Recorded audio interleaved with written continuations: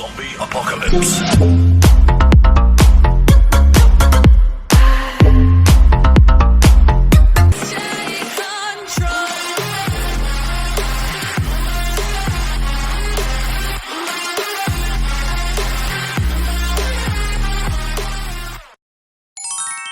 이 오마이스의 영향으로 밤사이 부산 지역에는 시간당 80mm가 넘는 폭우가 내렸습니다. 네, 도심 도로 곳곳이 침수 피해를 겪었는데요. 취재기자 연결해서 부산 상황 알아보겠습니다.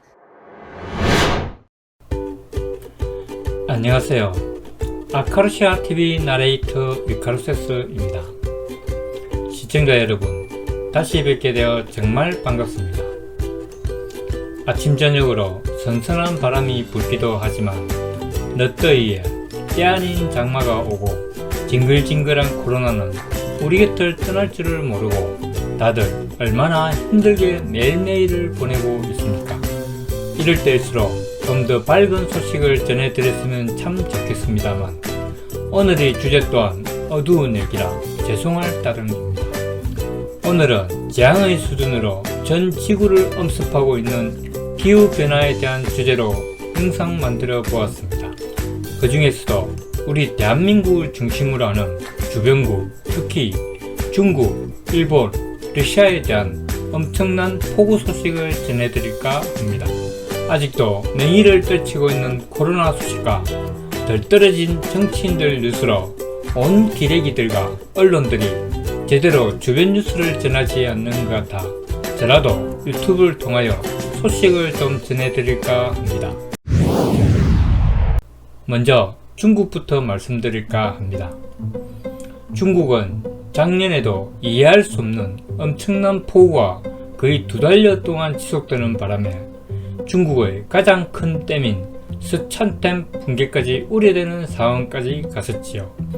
다행히 댐 붕괴까지는 가지 않았지만은 코로나 발생지인 우한까지 전부 물에 잠기는 등 엄청난 이재민과 재산 피해를 입어드렸습니다. 그러던 것이 올해에도 어김없이 엄청난 폭우가 계속해서 쏟아져 아예 방제 대책을 세울 겨를도 없이 자동차며 집이며 건물들이 마구마구 쓸려 내려가고 있습니다. 이제는 단순한 천재지변을 떠나서 매해 연례 행사처럼 중국 대륙을 휩쓸고 있는 것이 마치 그동안 후한무치하고 뻔뻔하기만 한 중국을 심판하기라도 하는 듯 자연의 치유가 일어나고 있는 것 같습니다. 탐욕스런 위증자들과 사리사욕에 눈먼 정치인들이 만든 중국이 마구잡이식 난개발과 환경오염으로 제대로 뒤통수를 맞고 있는 것 같아 한편으로는 고소하지만 역시 가진 것 없고 헐벗은 민초들만 죽어나가는 것 같아 안타깝기도 합니다. 작년에는 그래도 폭우 피해가 우한과 그 주변에서만 발생하여 국지적이라고 생각했는데 올해는 전 중국에 걸쳐 비가 한번 왔다 하면 그냥 500mm, 1000mm가 그냥 쏟아붓고 있습니다. 우리나라 예보를 보면 200mm, 300mm 정도 온다 하면 엄청난 비라고 생각하는데 역시 대륙 스케일인지는 몰라도 그냥 가볍게 1000mm, 2000mm라고 하니 어느 정도 양인지 구분도 잘 되지를 않습니다. 근데 이런 엄청난 재해가 한 번 정도 일어나는 천재지변이 아니라 매해 반복이 된다면 그 어떤 나라도 견딜 수가 없을 것입니다. 다만 뉴스나 여러 매체를 보면 중국은 역시나 공산당 시절의 악습을 절대로 버리지 못하나 봅니다.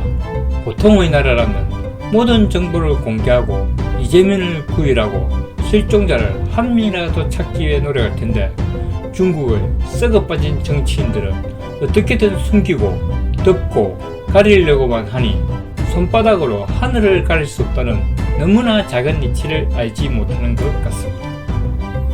어느 날 공산당이 멸망하고 새로운 나라가 생기면 모든 진실이 드러났을 때 그 책임은 누가 지겠습니까? 어쩌면 지금의 물난리도 다 자업자득 아니겠습니까? 두 번째, 일본의 엄청난 폭우 뉴스입니다. 이 지구상에 인류에 해악을 끼치는 딱 두 개의 나라가 있는데 바로 일본과 중국입니다. 온 매체와 인터넷으로 여러분들도 아시다시피 지금 일본은 지금까지 한 번도 겪어보지 않은 자연재해를 겪고 있습니다. 물론 지금까지 일본은 온갖 지진과 쓰나미, 태풍으로 어지간한 자연재해 앞에서 하나 깜빡이지 않고 잘 대처하지만 이번 물난리는 역대급으로 일본을 망국의 지름길로 밀어넣고 있는 것 같습니다. 한때는 일본이 아시아의 최고의 대국으로 경제적으로나 군사적으로나 아시아 최고의 선진국으로 대우받을 때도 있었습니다. 그러나 잃어버린 30년 동안 일본의 허구는 이제 밝혀질 대로 밝혀지고 가장 최근에 우한발 코로나 때문에 취소될 뻔했던 도쿄올림픽을 억지로 치르면서 그동안 시시하던 일본의 민낯이 낱낱이 드러나고 말았습니다.